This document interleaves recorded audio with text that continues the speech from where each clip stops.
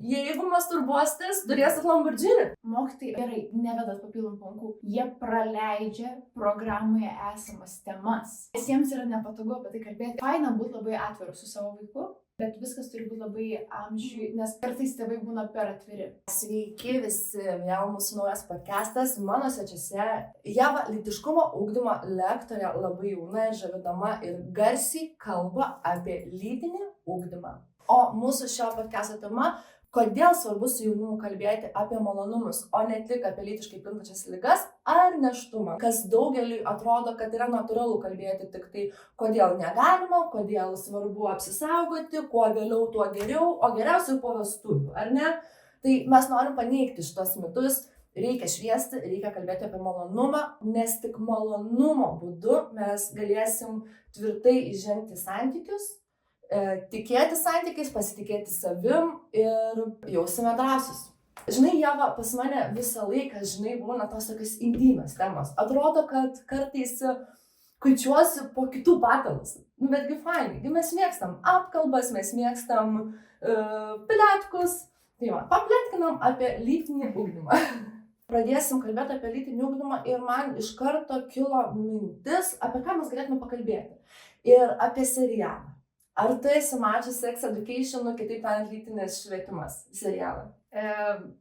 Kokius 4 kartus? Rimtai, visus sezonus? Visus sezonus, jo. Geras. Ką tu apie jį galvoji? Nes, žinai, aš kažkaip buvau nusiteikus skeptiškai, pradedant žiūrėti šitą serialą, nes galvoju, žinai, vėl vidurinė, kalbės tetos ir močiutės apie tą lytinį švietimą, kaip ten tie banalūs bairiai, kaip dėti, žinai, prezervatyvą ant banano. Kaip tos mokytos bekalbant raudonuoja ir rankos dreba. Galvoju, tikrai ne man, bet jis mane nustebino. Viskas taip, žinai, paprastai, aiškiai, kaip ir išplauti indus. Tai viskas, žinai, aišku.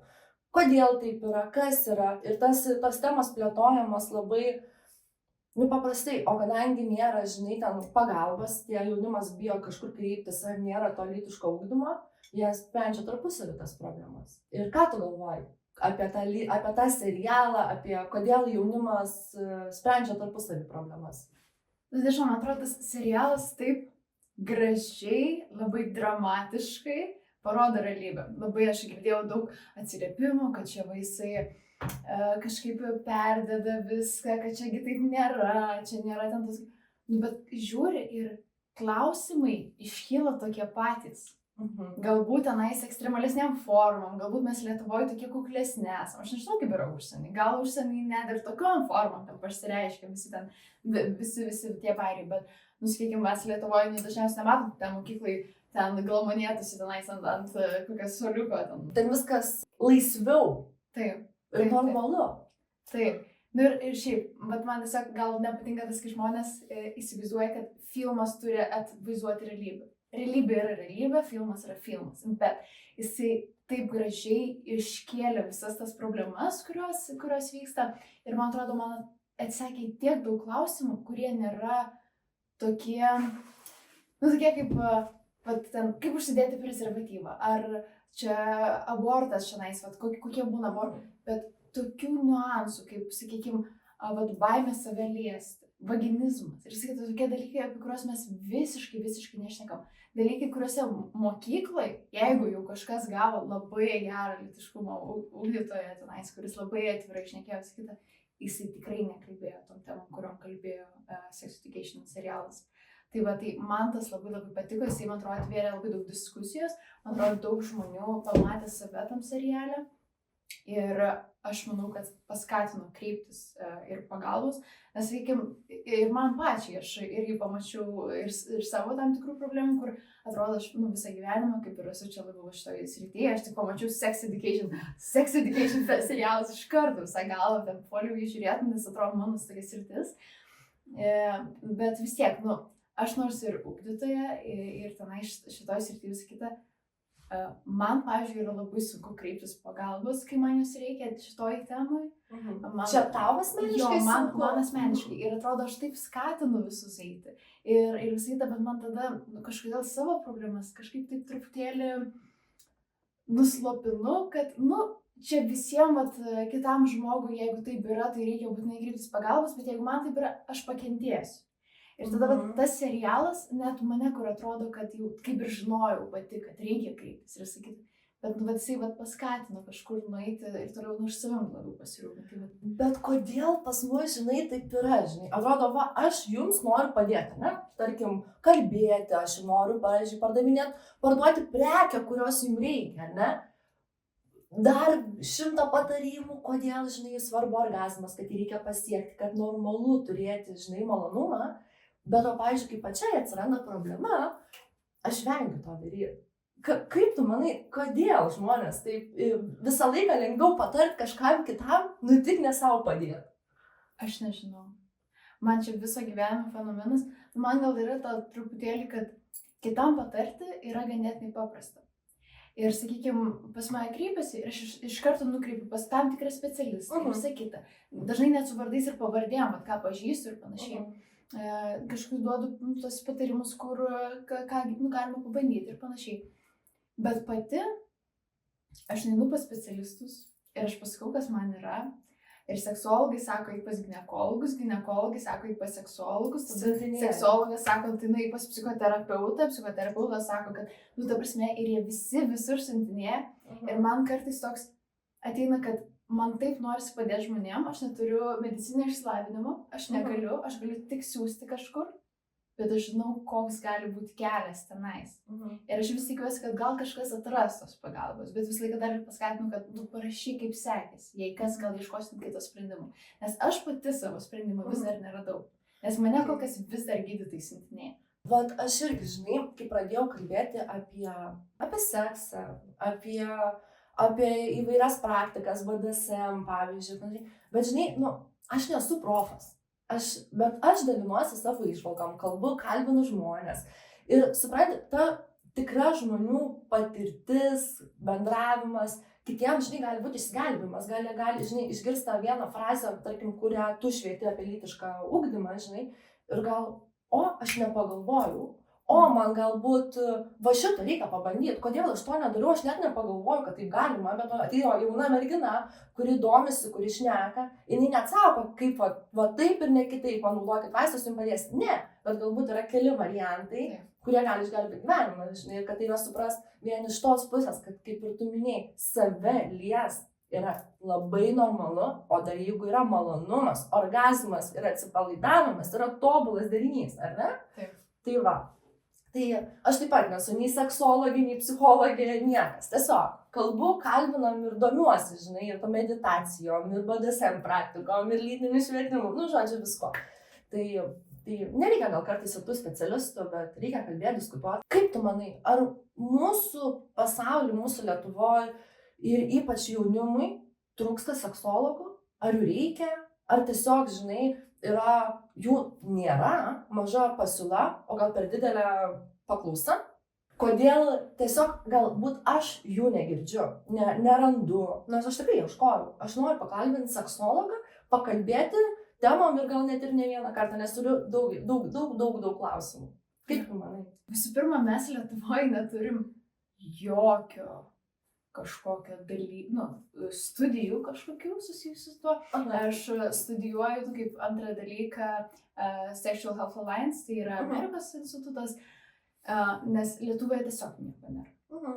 Mes net per psichologijos studijas turėjom, lyčių psichologiją, mes kalbėjom apie visą LGBT, apie intersekcionalumą, apie tokius dalykus, bet tai vis tiek, toks sociologinis dalykas. Medikai, jie irgi negauna beveik nieko. Ta prasme, skaičiau ten keletą tyrimų ir kad aš nepasakysiu, koks procentas, bet mane įsišokiravo, koks didelis procentas šeimos gydytojų net nežino, kaip atpažinti endometriozę. Ar ta prasme, kad galvoja, kad labai skausmingos mėnesinės yra normalu ir kad, čia, dauguma 75% moterų patiria 8-5 procentai moterų patiria PMS, tai reiškia, čia yra normalu, nes tai yra dauguma, bet jeigu dauguma nereiškia, kad tai yra normalu. Tai man atrodo, kad visų pirma trūksta pasiūlos studijų. Niekas neskatina į šitas studijas. net ir, sakykime, mano aplinka yra labai tolerantiška šitais klausimais. Aš nuo pat vaikystės buvau šviečiama ten lytiškumo temomis, pas mus niekada nebuvo tabu, pas mane šeimoje niekada nebuvo vaikai iš kopūstų ir panašiai. Ir net mano tėvams ateina kartais, jau kur tu įsivėliai. Tai sako, kad, man atrodo, kad aš visą laiką buvau labai ten matėtis, labai atviras ir man čia visą laiką tokia patogi tema. Ir tada aš girdžiu, kaip tu apie ją kalbėjai ir man jau nebepatogu. O kad tavo tėčiai nepatogu, kad tu kalbi garsiai? Ne tai, kad aš kalbu gal garsiai, bet net žmonės turi savo kažkokią komforto zoną. Ir tai, sakykim, jo yra platesnė, bet jinai yra net tokia plati kaip mano.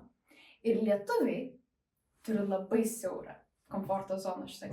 Mes posovietinė vis tiek šalis ir sakyta, Sovietų sąjungai seksas neegzistavo. Ir mes labai nedaug metų esam laisvi. Tai po truputį ateina gal iš vakarų pasaulio tos laisvės, kita, bet mūsų, taip kaip mes augom ir visą kitą, pas mus seksas neegzistuoja. Tai jeigu seksas neegzistuoja, kodėl aš turėčiau studijuoti kažką susijusiu? Kam tų mokslų, kam yra apie tai kalbėti? Taip. Nors iš tikrųjų labai daug psichologinių problemų, fiziologinių problemų kyla būtent iš kažkokios reprodukcinės sistemos, iš kažkokių seksualinių traumų. Seksologai, ginekologai, kurie turi išsilavinimą realų, bet kažkur daugiau ne tik tais apie tai, kaip reikia išrašyti kontraceptinę tabletę, jeigu moteriai yra endometriozė, bet kuri žino iš tikrųjų, kas vyksta ir kaip galima gyvenimo būdų keisti, kaip galima kažkaip, ta prasme, žiauriai visko trūksta, nes man atrodo, mes dar kol kas nesuvokiam, kaip tai yra svarbu. Tikriausiai, nes iš tikrųjų pas mus net socialinėje erdvėje, tu moteris kalbi, žinai, apie seksą, apie malonumus, tai kas tu ten, žinai, kekšė, kas tu tokia, žinai, ta prasme, komentarų, nors, ta prasme, žmonės, tai yra žiauriai normalu, žiauriai fainai pošlint, galų gale, žinai, pošlint, kalbėt, nes čia jūsų, ta prasme, visi užsidaro duris namuose ir gyvena tą gyvenimą, visi tą daro, visi nori to malonumą, žinai, ir tos depresijos. Taigi dauguma žmonių būna depresijos vien dėl to santykiai. Į blogi santykiai tave gali nuvaryti depresiją. Tai o santykiai yra bendravimas, kalbėjimas, seksas, ir panašiai. Tai, bet iš tikrųjų baisu. O pavyzdžiui, gerai, aš noriu būti seksologė. Tai nėra studijų Lietuvoje, reikia važiuoti užsienį. Ką man, pavyzdžiui, dabar daryti? Man reikia seksologo. Jo, pasibaigti seksologų studijas, jo reikia arba kokio medicinio išsilavinimo, arba psichologijos bakalauro. Aš žinau, kad yra Ispanijai berods studijos, jeigu ir sociologo išsilavinimą turi, bet tada jau kaip tas seksologas, bet iš socialinės pusės, tai nežinau, kažkaip kitaip turėtų vadintis. Bet jo, ir tada magistrą galim kažkur užsienieškoti. Okay, bet iš tikrųjų, tai reiškia, aš buvau teisi, kad seksologų Lietuvoje realiai nėra. Nes aš, pavyzdžiui, irgi, kai skaičiau, žinai, urologas per brūkšnelį seksologas, žinai, ginekologė per brūkšnelį seksologai. Bet ir tai, žmonės, jūs nieko nedarot, jūs nieko nešviečiat, jūs nieko nepaaiškinat man. Baisu iš tikrųjų. O kaip tu, pavyzdžiui, galvoji, ar reikėtų, gerai, mes apie lytinį ugdymą, ne? Ar reikia mokyklose, ar reikia universuose tokių žmonių? Jau ir suaugusiems jų reikia. Reikia visiems. Reikia absoliučiai visiems. Mano projektas yra labiau ties paauglius, dėl to, kad, gal TikTokas jau labiau jauniems suaugusiems, tenais jau yra toks labiau N18 gal turinys, nors aš nesutinku, bet turiu likti saugiai jo. Bet paaugliai yra visiškai pamiršta teritorija, nes su jais yra sunku bendrauti. Jie maištauja, jie maištauja. Ta prasme, aš kiek prisiklausau, man keista labai tokius dalykus girdėti, nes su suaugusiais yra viena, jų yra visokių, bet tu su jais gali belia ką sakyti ir visą kitą, ir jie yra atsakingi patys už save ir panašiai. Paaugliai yra tokia pamiršta grandis, su jais visi tai bijo dirbti, jie tokie apleisti yra. Ir taip pat man atrodo, kad jiems, ypač kai jie eina per visą tai, jiems taip reikia kažko, kas būtų šalia. Tu sakai, žinai, reikia būti šalia.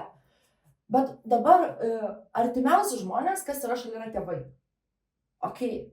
Jie neturi to supratimo, kas yra, kaip reikia pradėti su jaunimu kalbėtis, nes jų tėvai, tai seksas neegzistavo jiems, jie tik tai vaikus padarė, užaugino ir viskas. Ir aš dabar galvoju, gerai, tėvai, tarkim, negali padėti, jeigu jie nesidomi. Jeigu jie turi savo kasdienybį laiko, žinai, po darbų, po sportų, po maistų, žinai, po mokesčių mokėjimo, dar laiko, žinai, su vaikais, bet jie tikrai dažniausiai neturi laiko domėtis, kaip su vaikais kalbėti apie lytinį ugdymą, kaip jiem paaiškinti, kas yra seksas, žinai. Ir jie dažniausiai to bijo, jie vengia, nes jie patys nežino, kaip tai daryti. Ir tai gerai, jeigu jūs nežinot, kaip daryti, kreipiamės pagalbos. Gerai, reikia kreiptis pagalbos. Ir kur eiti pas psichologus, kad paaiškintų, kas vaikui, kas yra seksas. Ne, aš galvoju, kad reikia seksologo. Tai manau, kad tikrai reikia mokyklose, kaip tu minėjai, visiems reikia. Visiems reikia profesionalų pagalbos. Tai kodėl mokyklose nėra, kodėl mažai, kodėl nėra profesionalų, kurie galėtų padėti supažindinti. Tu esi pati lektorė. Taip. Kodėl jūsų yra mažai? Lektorių yra mažai dėl to, kad, man atrodo, vienas dalykas jau ką aptarėm, kitas dalykas nėra visiškai paklausos, nes visi kažkaip įsivaizduoja, kad tas kursas, kuris yra 6 ir 8 gal klasė, dar tiktais yra 11-12 kažkas, apie ten ląsteles ir panašiai, apie lytinius organus, kuris yra labai dažnai praleidžiamas. Aš nesitikėjau, kad mokytojai, aš suprantu, kad, gerai, nevedat papildomų pamokų, jie praleidžia programoje esamas temas. Nes jiems nepatogu? Nes jiems yra nepatogu apie tai kalbėti. Ir aš kitą išgirdau, aš tiesiog negaliu patikėti. Taip, mokytojai praleidžia ir tai tenais jau negauna. Tada, bet kažkaip žmonės vis dar tikisi, kad mokyti kažkoks. Tada seselėm pasako, tai gerai seselės. Seselės ateina ten, kažką pamykė, koks ten, tai va tenais nesimylėkit, nes numirsit. Ar ten, krešės penį. Ta prasme... Nudžius, jo. Tada ten, nežinau, ateina kokie ateitininkai į mokyklą ir pasakoja, kaip aš pamačiau šitą filmuką kažką, bet aš jo neberandu. Jisai prasidėjo taip, kad jeigu tu nesimasturbuosi, pabaiga buvo, tu nusipirksi Lamborghini. Wow. Ir jie ten taip, kad nesimasturbuosi, atsiras daugiau motyvacijos, tada tu uždirbsi daug babkių, tada visą kitą ir tada tu nusipirksi Lamborghini. Wow. Ta prasme, iki tokio lygio. Ir aš kaip pažiūriu, kaip jie šneka. Ir aš pati turėjau krikščionį, bet pamoką buvo kažkada atėję. Ir ką jie šneka, atnešė tenais kažkokį vaisiaus modeliuką, kuris jau buvo didelis vaisius. Aš neprisimenu, kiek ten savaičių, bet tai jau buvo, didelis vaisius. Tikrai nebe toks, kurį galima abortuoti. Ir sako, jeigu jūs darysitės kažkada abortą, jūs nužudysite šitą vaiką. Bet taip 16-mečiams varo. Ir ta prasme... Tai aš įsivaizduoju, tai žinau, kad aš nenorėčiau jokio sekso po to. Taip. Ir vat yra kažkokie ateina specialistai ir tada visi užsideda varneles. Ir visi įsivaizduoja, kad, turim. Ir tada yra iš tikrųjų rimtos organizacijos, kaip ten šeimos planavimo ir seksualinės sveikatos asociacija, kurie, yra Lietuvos pagrindas, ir jie daro tas pamokėlės. Aš dabar iš tikrųjų aktyviai, tai aš vienintelė, kuri dirbu pas juos kaip lytiškumo ugdytoja. Aš šiais mokslo metais turėjau vieną pamoką. Tavsme, vieną. Ką reiškia? Kodėl vieną? Dėl to, kad dabar atsirado gyvenimo įgūdžių programa ir visi įsivaizduoja, kad taigi mokytojai dabar praves. Tai ką mums kažką daryti? Ir, ten pas mus tas pamokos kainuoja, ten vienam vaikui gal 2 eurai. Kažkas to. O tos mokytojos, kurios turėtų tai daryti savo darbą, tiesiog praskipina. Jo, jos tarsi gal kažką ir praveda, nes tai yra tipo privaloma, aš dabar nebežinau, aš nesu mokyklų ir nebeturiu kontaktų, tokio įdomu labai, kaip eina šiais metais, bet aš netikiu, kad kažkas tenais įvyksta, jos negauna papildomai, pakankamai pinigų, pakankamai laiko, kad jos pasiruoštų, nes tenais yra ne tik tais apie lytiškumą, tenais yra daug prevencinių programų, kurias mokytojas turi paruošti už kokį laiką, už kokius pinigus, už kokią motivaciją. Ta prasme, kodėl mes įsivaizduojam, kad kažkas ten vyks. Bet žmonės įsivaizduoja, kad jau viskas, jau mes išsprendėm problemą ir neima, arba atsitinka taip, kad visa klasė, pavyzdžiui, labai nori ir tai atsiranda vieni tėvai, kurie protestuoja ir visa klasė atsisako. Mhm.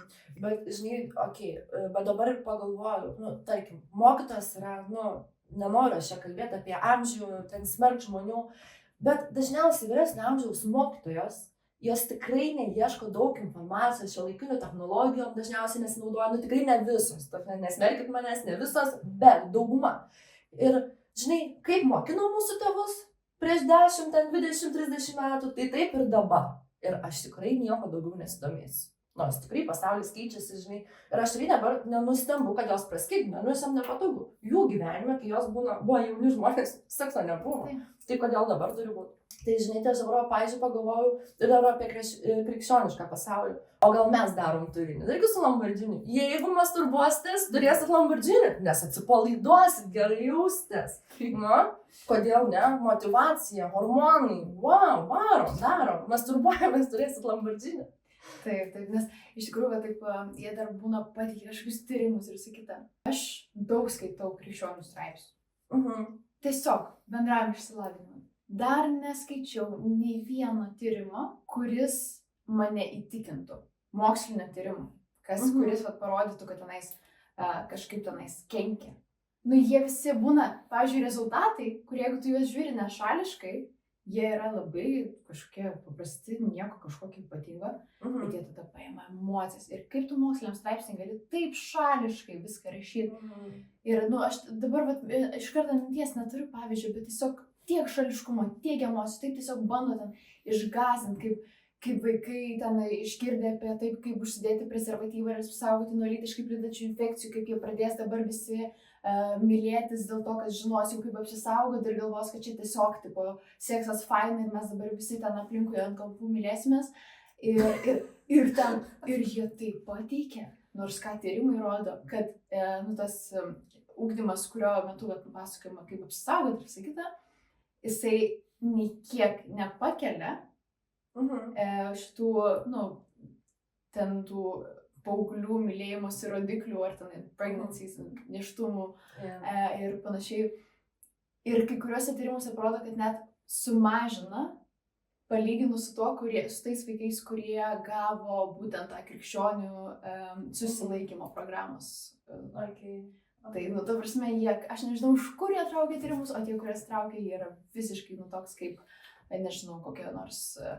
Duosiu pavyzdį, nežinau, mėsos produkcijos kokioje nors paėmė, ten, sakykime, kažkas nupirko straipsnį, kaip raudona mėsa išgelbės pasaulį ir kur tu iš tikrųjų skaitai ir matai, kiek ten koks šališkas ir tada dar pačioj finansavo ten didžiausią pasaulyje mėsos industrijos. Matai, žinai, krikščionybė, kaip ir politika. Žodžiu, jie gyvena savo gyvenimą, ką nori, tą daro ir bet jie irgi eina per emocijas.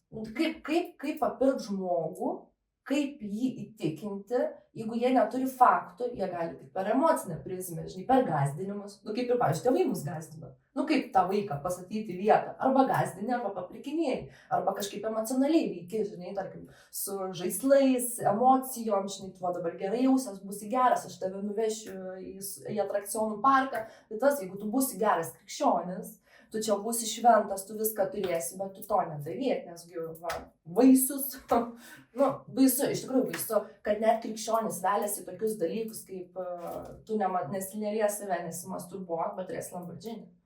Ta prasme, bomba, negirdėjus, nemačius ir kaip tai veikia. Ir kokių priemonių anksčiau buvo imtas. Aš dabar buvau Prahoj šitam sekso mašinų muziejui. Mačiau, norėjau tave pakalbinti, pasaka. Taip pat. Ir, ten tas visas sekso mašinas, susakyta, žiūri faina, žmonės labai išradingi visais laikais buvo, tikrai įspūdinga, bet kas mane, taip, nustebino žiauriai. Kokių priemonių buvo imtasi, kad žmonės nesimasturbuotų. Visokie ten žiedai su spygliais, dedasi ant penio, jeigu atsiranda erekcija, šitie eina. Ar tenais, kad, sakykime, irgi uždėdavo ten kažkokį žiedą, kuris turi ten kažkokį laidą iki tėvų kambario ir jeigu atsiranda erekcija, pas tėvus tas varpelis pradeda skambėti ir jie to vaiką žodžiu. Ta prasme, tokie... kaip žmonės kontroliuoja kitus per tą seksualumą ir tą supranti, kodėl per čia žmogus turi tokį stiprų variklį eiti link tokio malonumo, eiti, Nu taip, mes gal nesam tenais labai ir krikščionis pyksta, kai sakai, kad mes esam tiesiog gyvūnai ir tai yra mūsų poreikis, ir čia labai tiki, kad mes čia labai čia tokie esam labai aukštos dievybės. Nes mes esam iš šventosios dvasios. Iš šventosios dvasios, tai mes negalim turėti tokių poreikių, mes juos turim. Ir visi ir tą matom, ir visuose. Mes kaip bežionės turim tą gyvulišką instinktą ir mes norim. Taip, mums būna hormonų audros. Taip, nepatikėsit, bet tie hormonai, kurie pas mus verda, iš tikrųjų veikia dalykus. Gerai, Ieva, o kaip tu įsivaizduoji lytinio švietimo edukaciją per malonumą? Nu kaip tam jaunimui išaiškinti, kad yra viskas normalu, fainai, saugokitės, viskas gerai, bet jūs turite ir malonumą. Nu, sakykime, gal tokios taip pilnos vizijos neturiu, bet iš esmės tiesiog su paaugliais ir su vaikais mes turim kalbėti visų pirma apie santykius. Nes lytiškumo ugdymas visų pirma turi būti apie santykius. Santykius su savim, su aplinka. Taip. Ir tai dėl to, man atrodo, svarbu kalbėtis, sakykime, su labai jaunai žmonėm, kodėl yra smagu apsikabinti draugą, kokie galbūt hormonai išsiskiria, kai apsikabinti draugą, kodėl gali tai nuraminti ir sakyti. Vėliau, kai prasideda kažkokie bučiniai, kodėl žmonės bučiuojasi, apie ką yra bučiniai. Ir tiesiog po truputį eiti, kad ir tas seksas, jisai turi jaunimas žinoti, apie ką yra seksas, dėl to, kad kitaip labai lengva pasigauti tame, kad seksas tampa dalykų manipulacijoms ir panašiai. Ta prasme, mes turim nuo ankstyvo amžiaus žinoti, apie ką yra tas kūniški potyriai ir visą kitą, kodėl mes juos patiriam, kodėl jie yra svarbus, kodėl mes turim tokį neaiškų organą kaip klitorius su 8000 nervų galūnių. Yra kažkokie, o jeigu mums davė tą klitorių, reikia juo ir naudotis, ir smagintis, ir čiupinėti. Taip. Ir tiesiog ir nuo ankstyvo amžiaus turi, man atrodo, būti visų pirma vaikai supažindinti su teisinga terminologija, žinoti, kas pas juos yra, kodėl pas juos yra.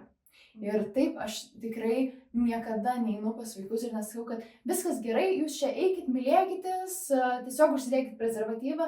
Ne, mes kalbame apie tai, kad lytinius santykius geriausia pradėti tada, kai tu esi pakankamai finansiškai pasiruošęs, jeigu netyčia atsirastų taip, kad nors ir saugus atsirado nėštumas, ką darysi? Ar tu turi galimybę išlaikyti tą vaiką? Jeigu nori pasidaryti abortą, ar tu turi pakankamai finansų, kad pasidarytum abortą? Tvarkingai, išvalymą. Taip. Tai ta prasme, visą laiką kalbam, kad ar tu esi emociškai pasiruošęs tam. Seksas gali, daug žmonių tą jaučia, kad jie atiduoda dalelę savęs, ne visi.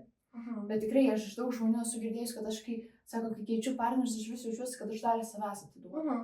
Ir tu prasme, kai kurie žmonės taip jaučiasi ir tai yra normalu ir tu turi pastebėti save.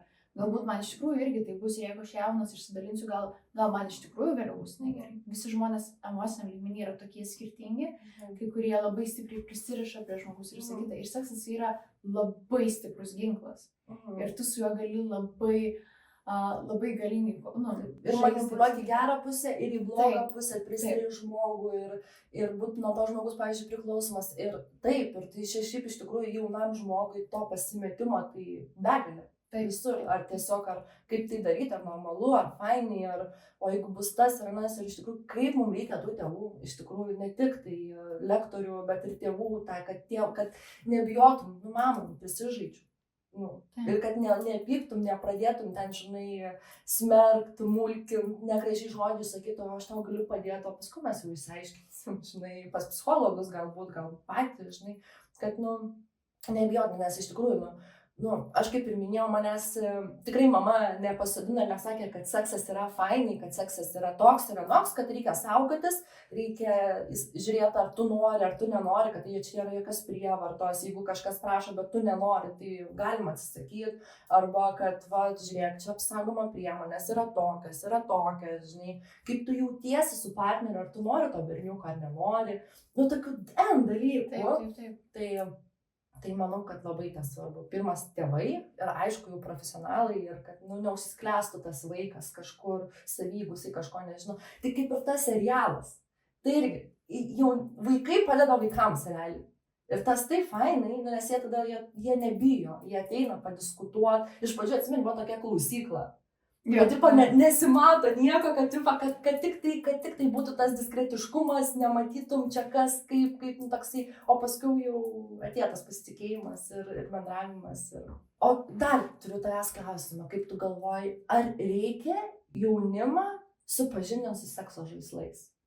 Čia toks geras klausimas, žiauriai geras klausimas. Jeigu mes šviečiam, tai mes turim šviest.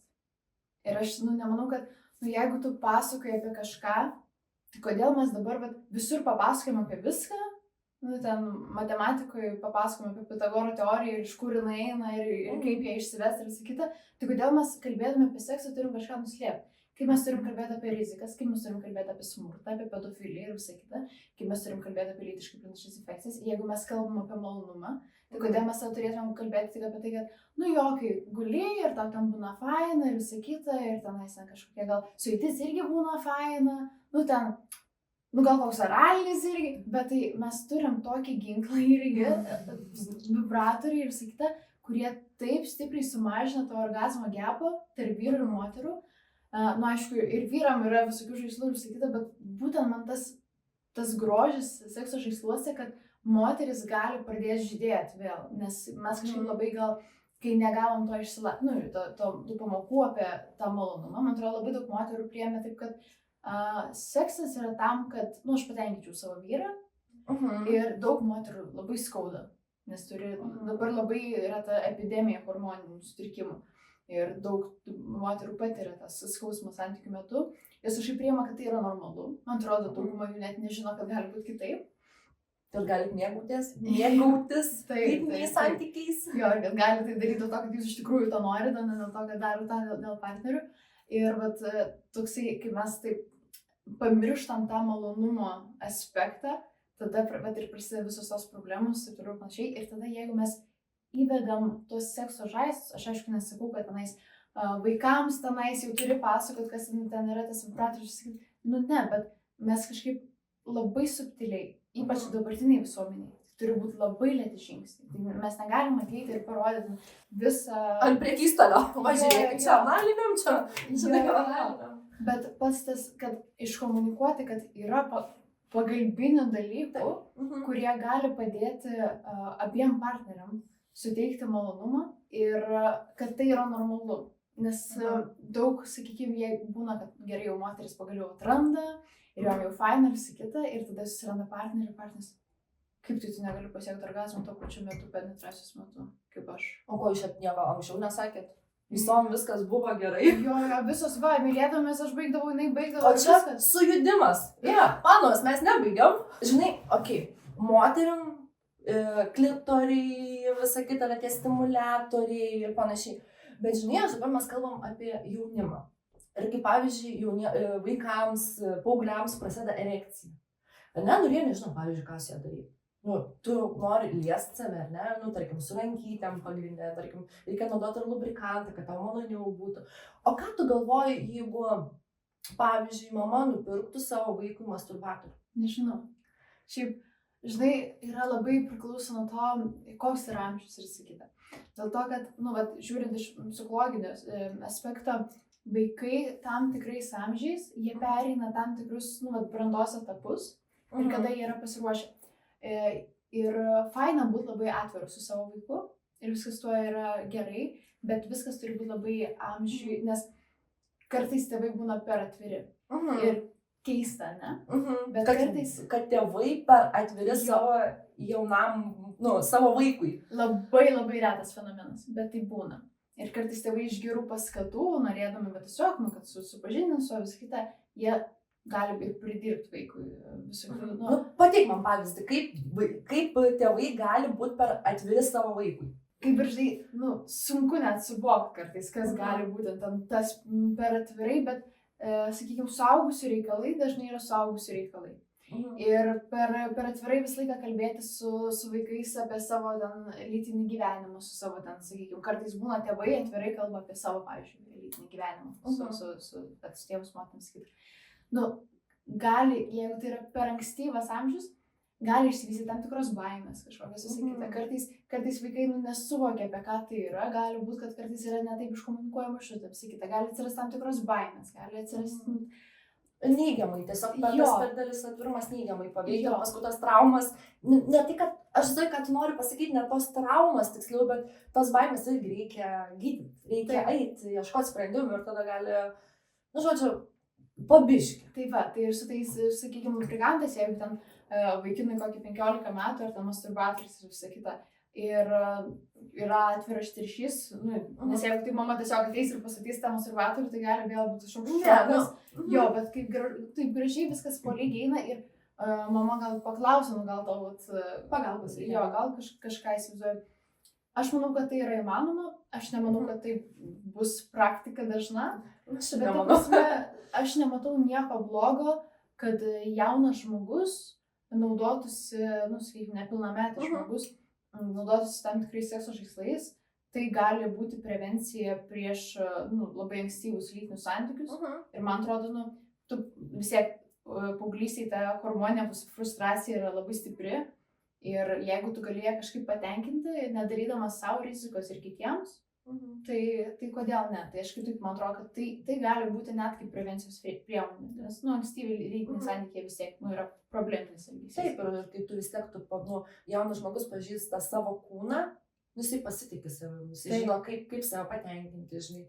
Ir žinai, kas labai fainai man būtų, kad jauni žmonės tarpusavį, žinai, tarkim, sakytų, kaip, pavyzdžiui, tau patinka, ne? Nu, kaip jau mes kalbam, kad suaugusiam reikia šnekėti, žinai, bet ir kažkaip pagalvojau, kad labai, nu, tas jaunimas, žinai, toksai gražiai atviras būtų iškartas ryšys, tai kai tu save pažįsti automatiškai su kitu atviras ir tas toksai fain, glaudus tas ryšys su jauniems žmonėm. Labai. Žodžiu, ačiū tau, Ieva, mes tikrai šiandien pagvildenom tikrai fainų temų ir, žinok, tikrai svečius dar nekartą pasikviesiu, nes tikrai įdomi pašnekovės, wow, jaunas žmogus ir taip kalba atvirai, nu, aš labai patenkinta ir labai džiugiuosi, kad ir sutikai pas mane sudalyvauti. Ačiū tau labai, ar patiko? Man patinka pakalbėti šitą temą, tai labai faina. O, smagu. Aš irgi, žinai, pradėjus visą tą sekšopo reikalą, podcastų reikalą.